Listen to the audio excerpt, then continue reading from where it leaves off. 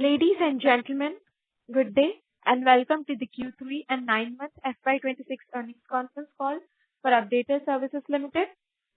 This conference call may contain forward-looking statements about the company, which are based on the beliefs, opinions, and expectations of the company as on the date of this call. These statements are not the guarantees of future performance and involve risks and uncertainties that are difficult to predict. As a reminder, all participant lines will be in the listen-only mode, and there will be an opportunity for you to ask questions after the presentation concludes.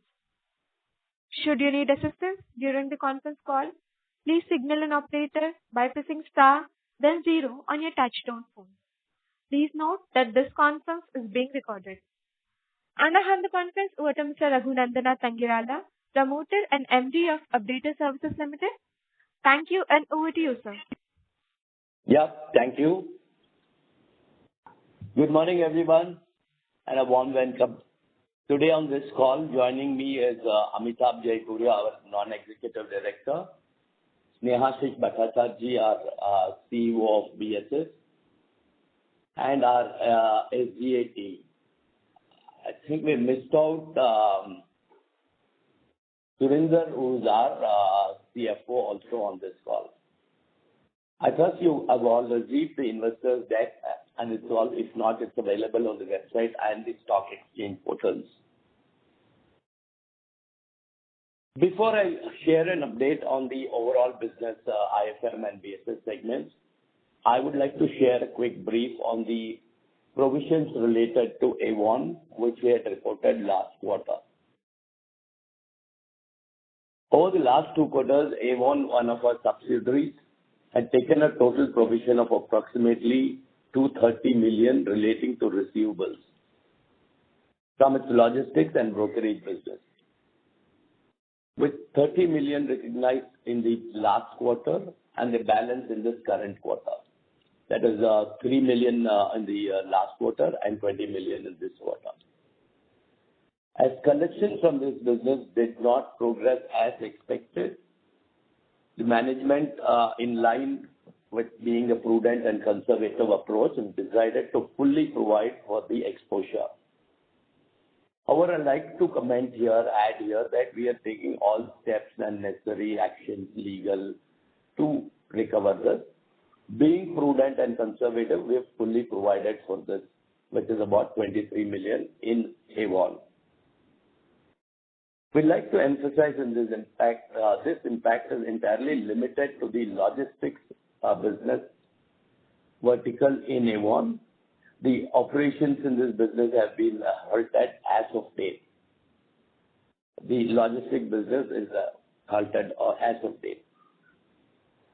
This does not impact Awon's core business, which is the mailroom management and the solutions business, which continue to perform steadily and with stable client relationship and retention. EBITDA adjusted for one-time loss stood at 450 million for Q3 FY26 and 1,285 million for 9 months FY26. EBITDA margin stood at about 5.8% for Q3 and 9 months FY26. Now I'd like to share an update on the IFM segment. Interestingly, India's labor environment is evolving positively with the rollout of new labor codes. This is focused on simplification, workforce formalization, and a uniform wage code and uniform social security standards. These changes are structurally favorable for organized players and fully compliant players like UDS, as they would create a more level playing field and accelerate the shift from unorganized to the organized service providers. Importantly, we have always operated with a full pass-through of statutory revisions in our contracts, ensuring that any change in minimum wages or any change in statutory regulations will flow through the pricing, supporting revenue visibility while protecting margins. During the quarter, we added 13 new logos in the IFM segment, including few marquee names. I'm happy to share that the IFM revenue growth is back on track in Q3 FY26, with the segment delivering a growth of 14% quarter-on-quarter. IFM, that is Q3 to Q3 of last year to this year. IFM revenues reached their highest ever quarterly run rate this quarter of 5,182 million during this quarter. IFM EBITDA for this quarter stood at 241 million. In the IFM segment during Q3, currently many large strategic contracts continue to remain in its ramp-up phase. These contracts are very strategic in nature and would help us build a relationship with larger clients and help us receive more technical and higher value-added contracts in the future.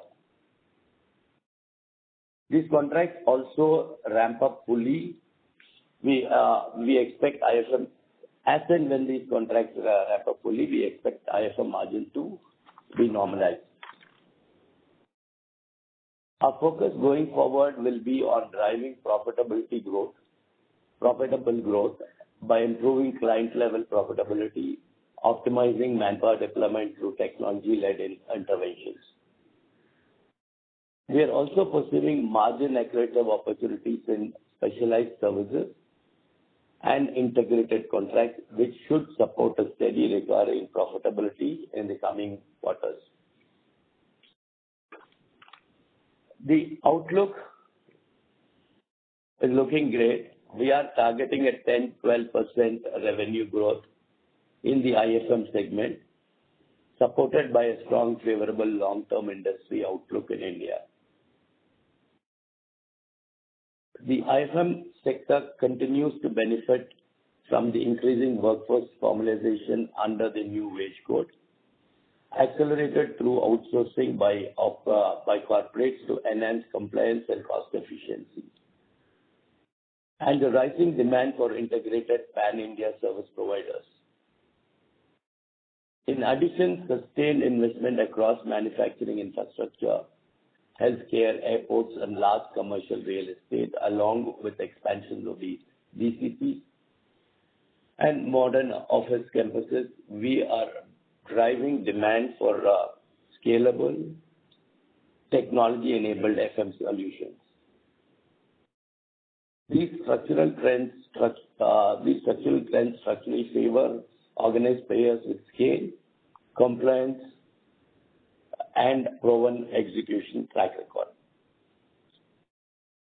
I'd now like to share an update on Global and Awon and other BSS subsidiaries. During Q3 FY26, Global delivered a strong operational and financial performance, recording the highest profit, driven largely by high-margin, non-scheduled flight operations related to Patna election, along with increased winter and festive season traffic. Operations remained stable across the network, despite some operational issues faced by large airlines, and the company secured additional wing operations and onboarded few new customers at Khajuraho, Vizag, Tirupati airports during this quarter. Global is currently operating all the 24 airports, and with 15 airports being EBITDA positive, and the remaining 9 in the ramp-up phase. The company is now approved by BCAS, which is Bureau of Civil Aviation, and MOCA for airport staff security training, which is the ASCI. We're also receiving healthy traction in our Global School of Aviation, with healthy intake levels of improving month-on-month performance and student count. Over the last 2 quarters, Awon, one of our subsidiaries, which has total provisions of approximately 230 million relating to receivables from new logistic brokerage vertical, with about 30 million recognized in the previous quarter and the balance in this quarter. As the collections from this vertical did not progress as expected, the management, in line with being a prudent and conservative approach, has decided to fully provide for this exposure. I had mentioned this earlier, but it still comes under the BSS narrative. Now I'd like to hand over this call to Snehashish, our CEO for BSS segment, to give you a brief update on Name, Athena, and Matrix. Thank you, Raghu. Good morning, everyone. I will start the BSS segment brief initially with Name. In Q3, we delivered steady revenue momentum with strong execution in select areas and onboarded 10 new marquee logos. While margins remained under pressure due to changes in sales mix and forex impact, we continued to focus on deploying technology to improve efficiency and deliver better variable-linked performance outcomes for our clients. One of our large customers, marketing spends remained stable quarter-on-quarter, although weaker performance in the ASEAN region impacted program profitability. As this customer increasingly shifts toward outcome-based pricing, we are well positioned with systems and processes that deliver measurable results, improve ROI for the client, and in turn positively impact our own performance. Excluding this large client, our demand generation business recorded mid-teens revenue growth, indicating strong interest from other marquee customers. In parallel, we are building agentic AI-enabled systems to reduce manual intervention across the sales process, which will enhance productivity and drive better outcomes for our clients. I would now like to share a brief update on IntelliBank. During the quarter, we continued to strengthen the platform to make it easier for sales teams to win business and improve execution. Key enhancements included deeper mapping of decision makers across target accounts, improvements to our AI chatbot for context-aware interactions, and better visibility into customer IT spends and sales performance through intuitive dashboards and downloadable reports. We also created a centralized case study repository and automated partner branding in sales presentations to reduce manual effort. Looking ahead to Q4, our focus is on expanding IntelliBank into a more comprehensive sales and marketing enablement platform. This includes launching a marketing portal with automated content generation, integrating IntelliBank with clients' CRM and marketing systems, introducing performance leaderboards to drive engagement, and adding third-party intent data to help prioritize high-quality opportunities. Overall, we are accelerating our transition from a traditional service delivery model to an AI-enabled revenue-as-a-service partner. By leveraging agent-led AI and data intelligence within our demand generation model, we are improving productivity and ROI for our clients while strengthening our own profitability and positioning Name for long-term leadership in outcome-based demand generation.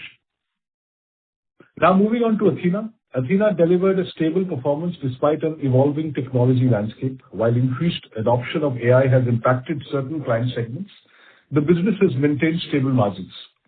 Importantly, Athena is actively diversifying its client base beyond BFSI into sectors such as education, retail, and real estate, helping reduce concentration risk and broaden revenue streams. At the same time, technology remains a key enabler for this business as well.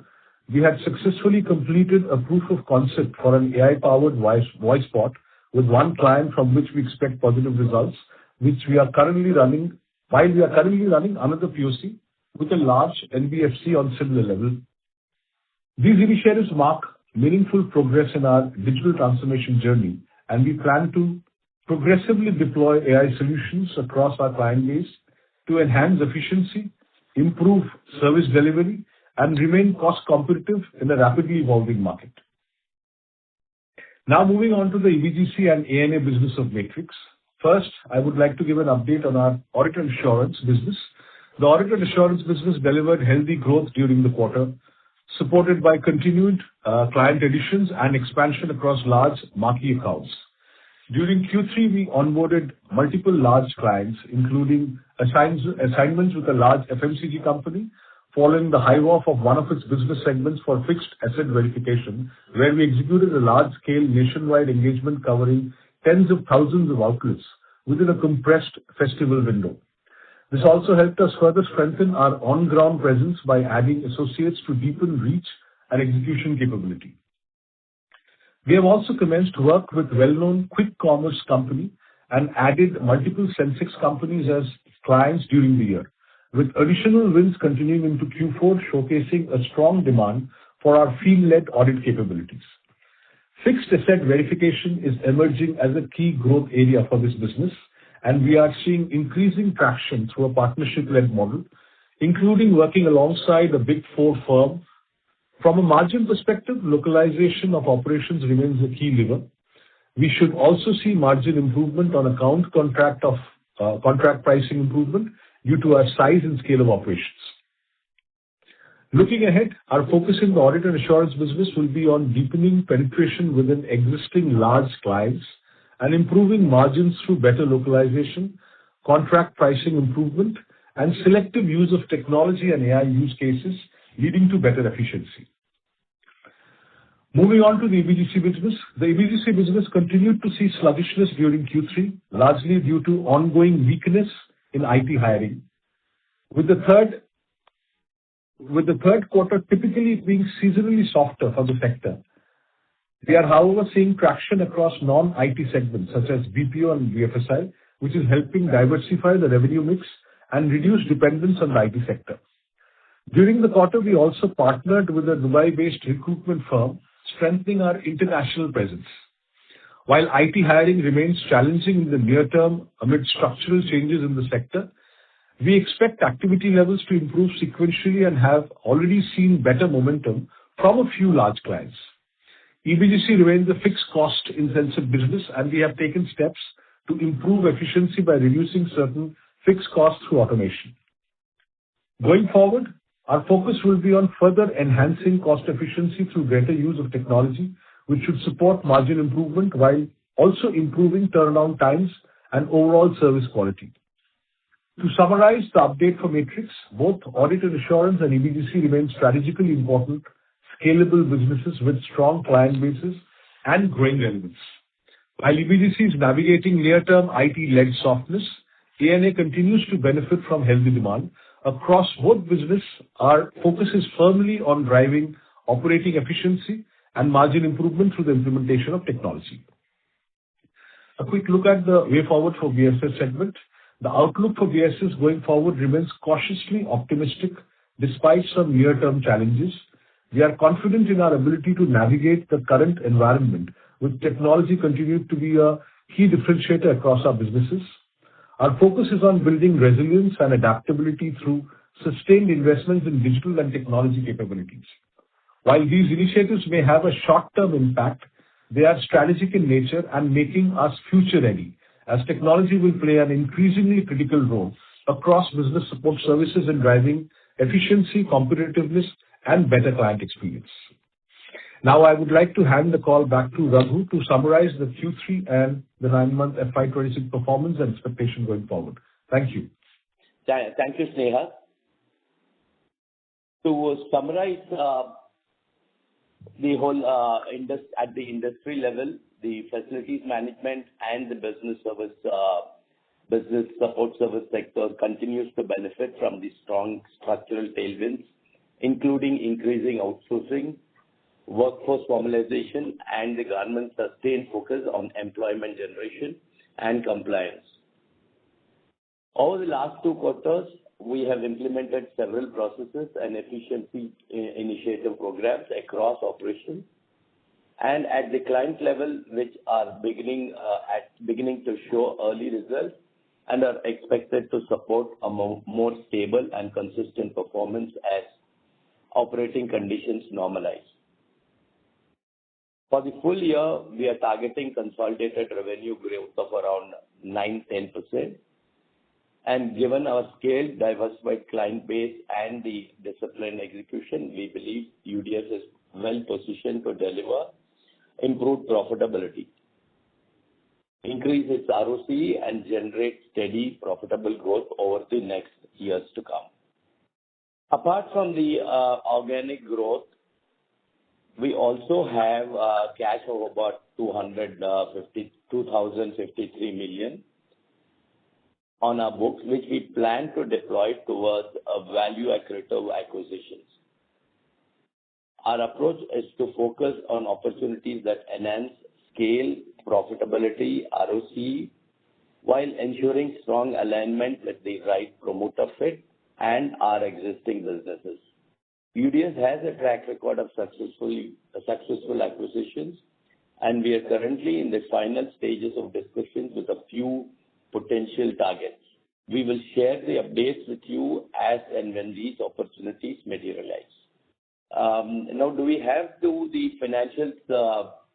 I would ask Surinder to present that. Sir, can we open the floor for questions?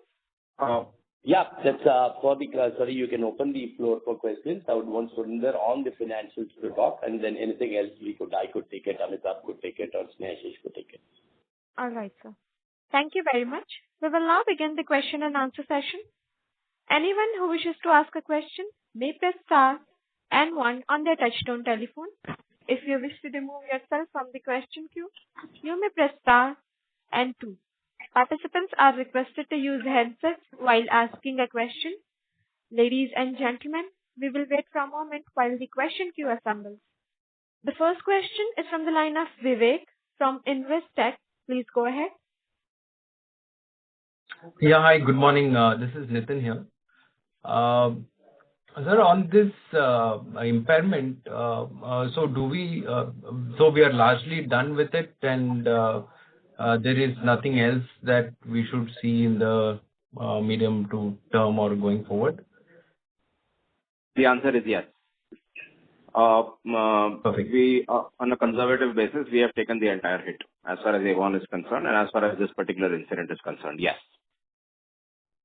Perfect. And on the BSS side of the business, if you could give some color on, I think, Snehashish, you mentioned a couple of things in terms of headwinds and stuff, but broadly, how should we think of this business on a going forward basis, both in terms of growth and if you could just give some color from a Denev,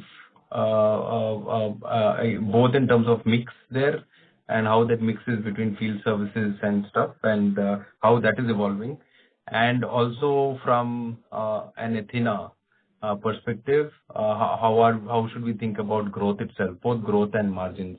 That'd be very helpful. Snehashish, you want to take that? Then I'll add to that. Yeah.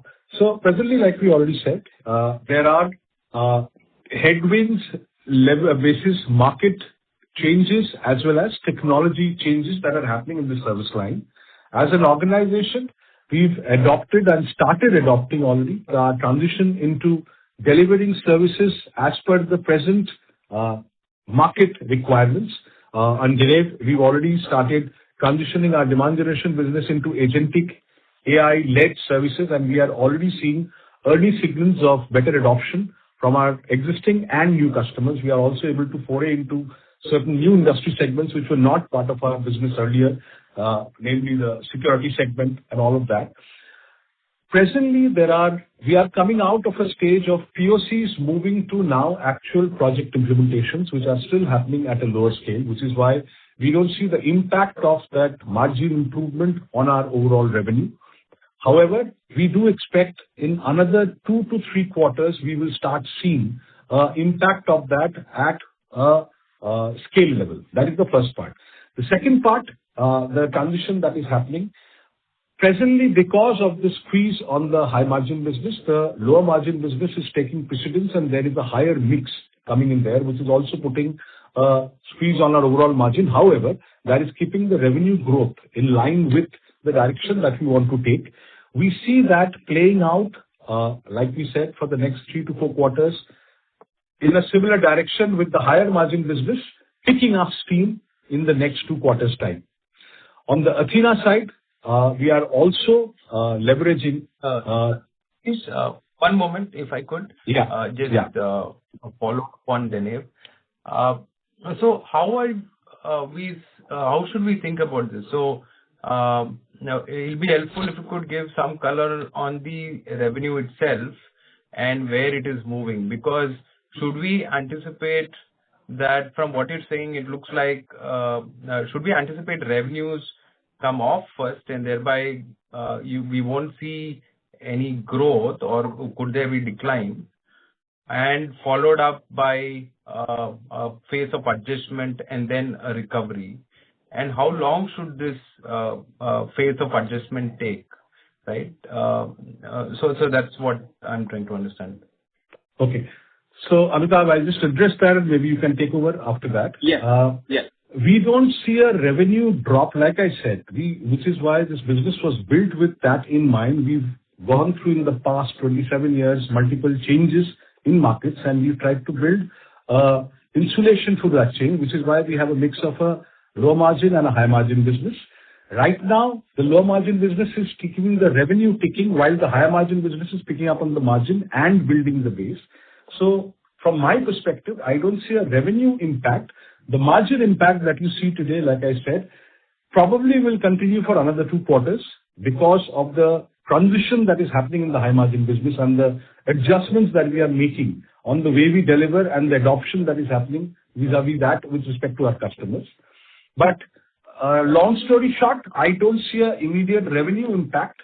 Margin, like we said, we will see a steady state improvement over the next couple of quarters before it picks up steam, maybe in the next 3 quarters. Does that answer your question? Yeah, it does. It does qualitatively, but I'm just trying to understand how should we look at growth itself? Should it be a low single-digit kind of growth? How has it been right now? And how have margins behaved? So is the margin, how should we, because I have no data to go by. Yeah, okay. So Sneha, I'll take that. Yeah, sure. So see what is happening right now. If you look at our 9 months number versus 9 months last year, Dinev has grown by about 10%, right? About 9.5%, right? So therefore there is growth in the business, right? It's the mix shift that Sneha talked about, where the slightly field-oriented businesses, field-oriented services, they are growing very well. He explained about a technological shift that is happening in the mid-market and in the top of the market, which is the very technology-oriented market, where even the large customers are figuring out their own go-to-market strategies. And that is clearly impact because we are the first tier below their own marketing departments, and that is why we are feeling the impact, especially for these large global customers that we had also talked about in the last call. And actually, we have been talking about it for the last 2 or 3 calls. Last 2-3 quarters, we have been seeing this shift. So will this 9-10% growth continue in terms of revenue? The answer is yes, it's definitely possible. That's what we are aiming for. So the growth is per se in the business, growth should not be an issue. The margin structure today, because of this mix shift and because of the fact that these mid-tier businesses, right, which is the bulk of the margin, that is why the headwinds are. And these headwinds, we are now beginning to sort of get an understanding of where they are moving, but they are still uncertain. Margins in that business in Dinev right now are approximately around 4%, and on a 9-month basis, we don't see this going down further. So I think between those two, so growth will continue, give or take a percentage point here or there. As far as margins are concerned, we believe we have hit the bottom of the pyramid, the bottom of the cycle. So I don't think we should be going down as far as margin is concerned from here. Got it. So do you think, it does. So this is more like what a field services margin would be, broadly, at least is no, field services would be even lower. Field services are like what you will have with other comparable companies. I don't want to name them, but you will know them, right? So typical field services margins are actually lower than this. So therefore this is better because there is still a mid business that we have, right? And there is still the high technology business, which is the IntelliBank business, which still contributes to EBITDA, right? So that is what gives us that cushion. So these margins are better than just a purely field-oriented business. Got it. And what would have been the comparable margin for Denave maybe in the previous 9 months or same quarter last year? So we were at 5.2%. Right now we are at 4%. We are at 4%, and that's the bottom. Got it. We do. Got it. We believe so. Yes. Perfect. Perfect. And lastly, on Athena. Yeah. So, You could explain the Athena same again. thing. Yeah. So again, my colleague Snehashish, was talking about that, and I'll just add on that. Athena, we have talked about the fact that the pain is there, and that pain, now we believe that on the revenue side, we have sort of stabilized. Because if you look at our Q2 versus Q2 number, right, we are at the same level. So there is no further decline in Q3 versus Q2. And if you look at the Q3 versus Q3 last year, we are lower. But the first quarter is where we had the maximum pain. That's why if you look at the 9 months to 9 month number, revenue is down about 18%. But Q3 over Q2, revenue is stable. So we believe that we have now got to a stage where, these have stabilized. Also, if you look at it, the Athena margins continue to be very, very good. So if you look at a 9 months to 9 month number, our margin percentage is still at about 20%. So this used to be 24% last year. It's down to 20, but it is still very healthy. In fact, it's still amongst the best in our entire portfolio, right? And we now believe that this is at a reasonably stable level. So Athena, we should see stabilization. There is still technological uncertainty in that business. I mean, we don't want to be shy to call that out, because this entire voice bots and this voice calling is still something that everybody is experimenting with. There is still no scalable commercial grade model, but we are continuing to experiment. But there is technological uncertainty in terms of that space. But we believe we have stabilized. So, how would the BFSI and non-BFSI mix be here now? So, I don't know the exact number, but BFSI would still be 70% plus. Okay. So going forward, I think you will obviously have a tail impact for next year. But broadly, one should assume that from here on there is no decline, but at least it is flattish. Is that what you're suggesting? Yes. Athena, see, in Athena and in that business, flat is a reasonable assumption. Yeah. Perfect. That's helpful. I just had one last question on the DSO, which is up this quarter. So just wanted your thoughts there, and I'll see the floor. So DSO has gone up a bit, but there's also good news. One very large customer has brought down DSO dramatically in one of our businesses because they have agreed to revise terms. Their terms earlier were 120 days plus. Now they have brought that down to, I think, 45 days or thereabouts. So there is also good news. But overall, see, there is some increase in overall value of debt outstanding or accounts receivable, basically because the business has gone up. And there is one very large customer, two very large customers, where the stabilization is still on. These are, gigantic projects. Where we had alluded to that in our last call as well, you will remember. So that is now getting pretty much resolved, and we should start seeing DSO come down. And in fact, there has been some money that's been received after the reporting date as well. But so you will see DSO continues to be an area of deep focus for us. I mean, I think that's probably the best I can say. Yeah, so perfect. Thank you. We will continuously improve the DSO. We are confident of that. Yeah, sure, absolutely. Thank you so much, and all the best. Yeah, thank you. Thank you, Nitin. Thank you. The next question is from the line of Rahul Kumar from Beccaria Fund. Please go ahead. Yeah, hi. Just on leadership, I think there was a BSE disclosure about Snehashish's exit from the board of Denave. So why was that? And is there any change in his role at the company?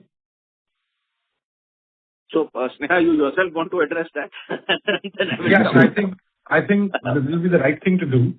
See, this is not a surprise. As an organization, UDS as a corporate and even Dinev within the organization, we've always worked towards a succession plan-led organization running. And this is a part of that. This is not a surprise. This is not a sudden incident. We've been building on this for the last 4 to 5 years. And the person taking over from me is also a veteran within Dinev, who's been with the company for about 14 plus 15 years now and was the CRO of the organization. He was being groomed for the last 4-5 years to be able to look at the overall business. That's why he had the CRO position. He moved from a VP Business Development to a India CEO and then eventually the global CRO. So this is all a part of a planned move that we are moving. So one, there is no surprise. Second, my association with both Dinev as well as UDS is long term. I have been Dinev is my baby, and UDS is a very important partner that we've aligned with over a period of time and now are a part of. So that association will remain. This is more structurally doing the right thing for the future and the growth potential of the business by putting it into the next set of management. I hope that answers your question. Yeah, and just to add, all our companies, are professionally run with professional CEOs, and and promoters have largely stepped away. Athena is still run by a promoter, but otherwise they have largely stepped away. This is just in the same vein with that. And Snehashish's association with the group will continue. His expertise will continue to be available to us. And that is evidenced by the fact that he is on this call, and he may be on he may be on future calls as well. So as and when we require it. So so it's completely planned. The person taking over, a 15-year veteran of the business, completely being groomed for it by Snehashish himself. So I think those are the takeaways from that. No, actually that is understood. Actually, CEO transition is okay. I was just wondering, he has also resigned from the board of Dinev, right? Okay. There is a specific reason for that, and that's a very logical reason. Amitabh, do you want me to address that the same way that we discussed about it? Yes. Yes, please. Yes. See, this is my personal opinion. I strongly believe, as a promoter, when I'm sitting on the board, I will always have an opinion. And that might be contrary to what the CEO might want to do. And when I have that authority, it will hamper the CEO's ability to want to execute a few plans. And you need new plans as we move forward. So this was my actually request to Raghu. Raghu had insisted that I stay back on the board. I had insisted that instead of that, I would rather take a non-authoritative alliance or relationship with the group while we have the CEO moving and taking up the controls of running the organization. So this is purely basis what I believe, and that is what we are executing. And we have been deeply respectful of what Snehashish just mentioned, because this conversation has been happening for a bit, right? And this is an extremely mature view in our minds that that a promoter is actually willing to step away to the extent that a professional CEO is given operational freedom and the freedom to make the right choices for the business going forward. And he's not going anywhere in any case. So I just want to keep re-emphasizing that Snehashish is not going anywhere. It's a personal choice that he has made, keeping in mind, from our minds also, the highest traditions of corporate governance and professionalism. Okay. Understood. So just, that's good to hear. Just continuing on Dinev then. So what will be the change in EBITDA for the high margin business of Dinev in this quarter versus Q2 FY26? So hard to say. I'll actually let Sneha add the details, but just at a higher level, it will be hard to say. Because as we both, Snehashish and I, guided earlier and spoke about it earlier, the middle part of the business, which is the higher margin part of the business, is still in flux. And we believe that the margin at about 4% is now stable. That is what will move forward. Growth will be there, but a little bit because we can see the growth in the field services, we can see the growth in some other segments of the business with some customers, but there are some customers where we are still seeing flux. So we would not want to hazard a number at this point. Overall company margin, we are saying, should stabilize and now start improving from this level. Snehashish, you want to add some color to that? Yeah, I just want to say one point here, and like Amitabh said, we would not want to put in a hard-coded number there, but early signals with the transitions that we are doing. And transition, let me clearly call out what we are doing. Demand generation as a business was a people-led, process-enabled and technology-leveraged business till now. It is completely transitioning to a technology-led, process-enabled and then people-supported business. So as we are making this transition, there are interesting and good positive signals that we are getting, which is still not at scale, which is why we don't see that in the business. Where we have examples of customers who used to work with us with POs coming in every quarter have now signed up for 3 years. There are customers where we were not able to get in because competition already had their people placed there, where we are able to come in with the new model where we are committing outcome rather than a fixed cost and therefore making better margins both for the customer and for us. And we are able to move into newer industries like I rightly pointed out during my speech. We were talking about security as a business, which is becoming very, very, very relevant in today's day and age. We are able to get in there where they're leveraging our new methods to drive higher outcomes. However, like we said, the mix is still small. And second, the scale out there, it will take a little longer to play out. Like Amitabh pointed out, the customers themselves are figuring out their own strategy, internal versus external. And that is why we are not able to put a number to that. But I think the indications and the feelings are fairly positive, and the kind of conversations that we are having, including with some of our largest customers, are giving us a very positive signal, which is why we said in the next 2 to 3 quarters, we expect this to play out and start impacting our overall margins. But what that number is, I don't think we should be, we would want to right now quote that here. Okay. Just on the IntelliBank product, can you help us understand, have we got more revenue from the existing customer or have we added new customers in this for this product? Okay. So we are a services business and we've always put money before some of our investments, though we've made investments continuously, but a lot of these investments go in the form of being a project with the customer and then we build on that. So IntelliBank has evolved into a platform with starting off as a project with a very large customer, like we talked about in the past also. Today, the potential that we see of this platform is of becoming a sales account manager tool, and we are transitioning that also to become a marketing account manager's platform. That is the direction that we see in this particular product. In terms of its revenue proliferation right now, we still have one large customer and we have 2 or 3 interested customers, and we have potential of working with the partner ecosystem of these organizations at a larger scale, which are still yet to play out. So presently, 1 large customer, 2, 3 smaller customers, and an option of working with a larger base of high L1 to channel partners of these organizations. Does that answer your question? Yeah.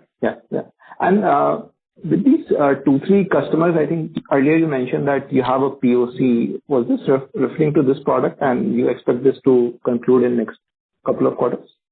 Those POCs have concluded and we've moved to starting to deliver projects to them, but still not at the scale as that 1 large customer. That 1 large customer scale is fairly high and advanced because we've built up this along with them. The rest of them are still at a fraction of that size right now. Okay, got it. Okay, understood. Thank you. Thank you. The next question is from the line of Keshav Garg from Counter Cyclical PMS. Please go ahead. Hello. Yes, Keshav, we can hear you.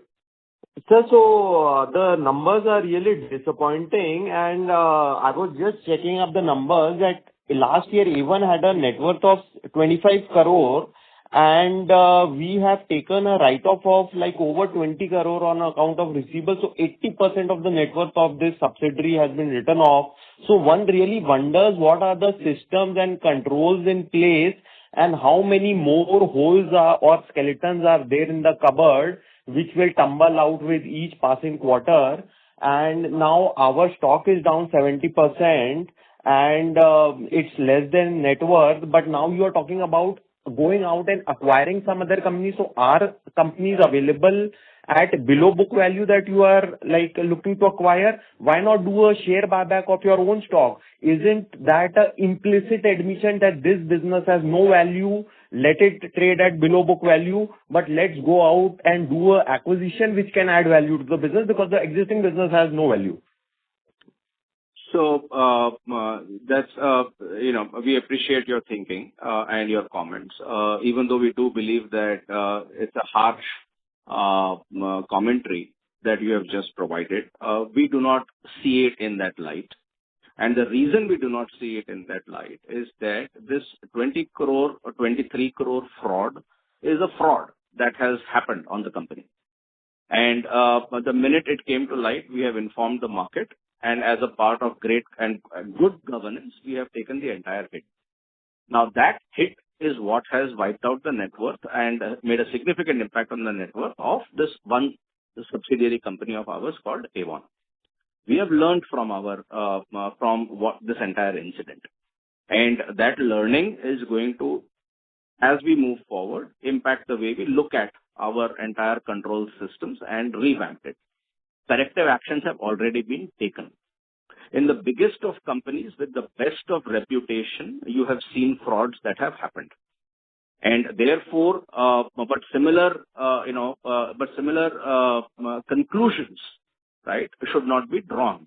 That that there are many more in the offing, etc., etc.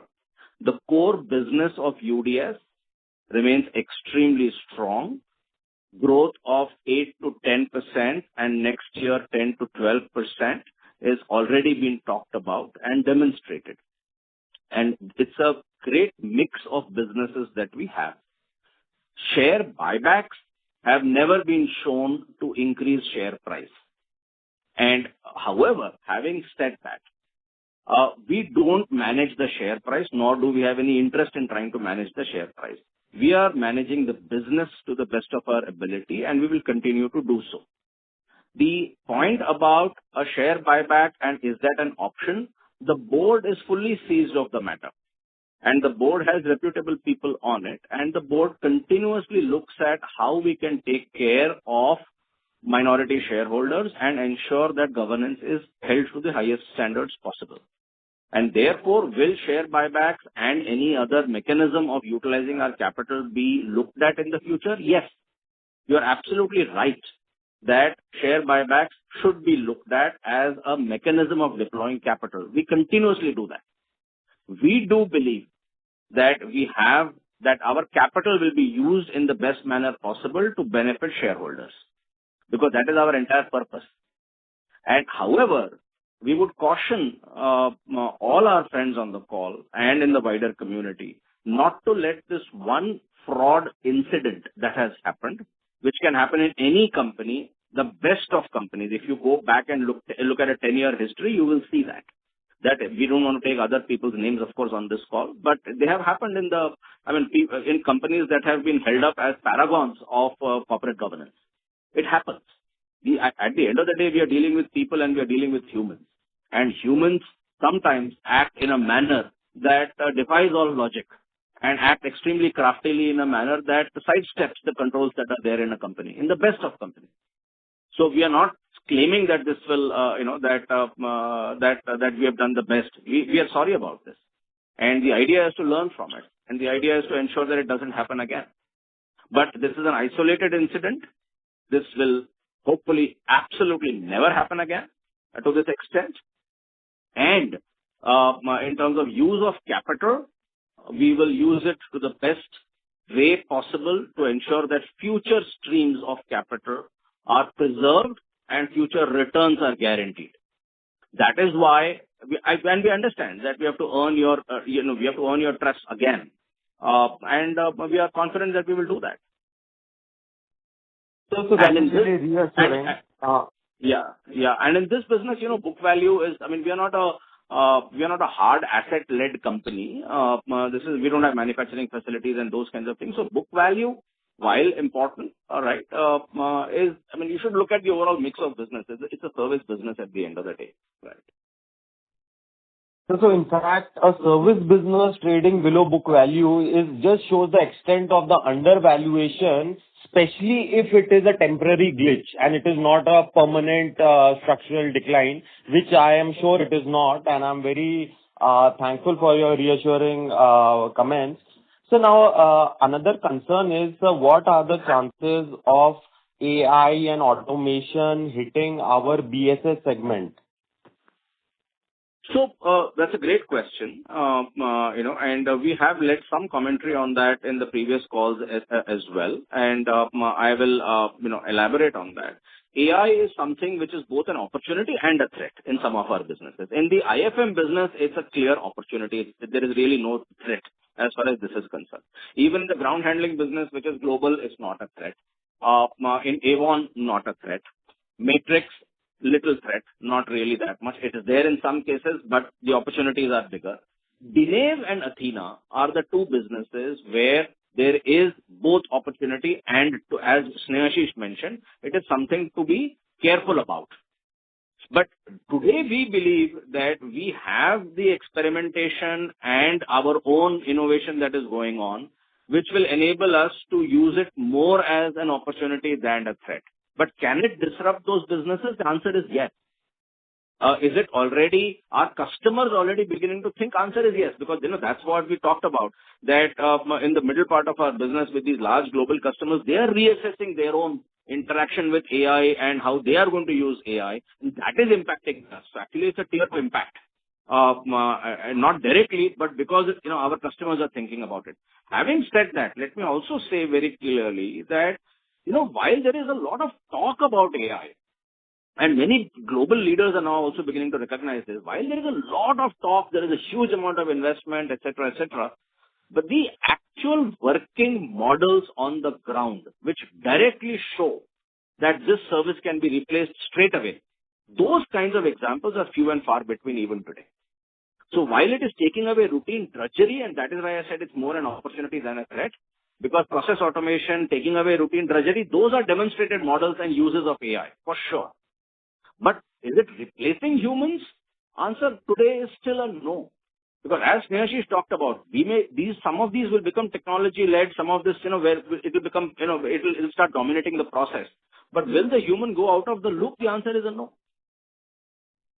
Right, sir. So, and lastly, so for next year, you mentioned to expect around 10 to 12% growth year on year. So, what kind of EBITDA margin you believe in this business without any one-offs we can sustain from next year onwards? So right now we are at about a 5.8 approximately in that ballpark. I think because right now some of our businesses, as we have already been talking about, have gone through a little bit of a transition, and some of them are still a little bit in transition. IFM showing strong momentum. So we believe that these margins should be stable in this ballpark. So in the 6% ballpark. Great, sir. So please don't take that as forward-looking guidance, but that's what we believe, yes. Great, sir. So thank you very much and best of luck to you. Thank you very much. And as you mentioned, at this value, if I was a stock manager, I would seriously consider it as an investment option. But you will, of course, do your own analysis. Yeah. Sure, sir. So actually, the thing is, I totally appreciate that these things happen in business, and stock price is in no one's control. And in fact, it's the macro in small microcap space of which we are a part. But yeah, it's up to you to capitalize on the opportunities that the market is giving us by doing a buyback and extinguishing those shares so that all the future growth gets divided on a smaller base. So the pie per share increases permanently. So that was the limited point of share buyback. We appreciate your point. We have taken your feedback, and the board is seized of the matter. Thank you. Thank you. Ladies and gentlemen, We'll take that as the last question for today. And now hand the conference over to the management for closing comments. Yep. Thank you, all of you.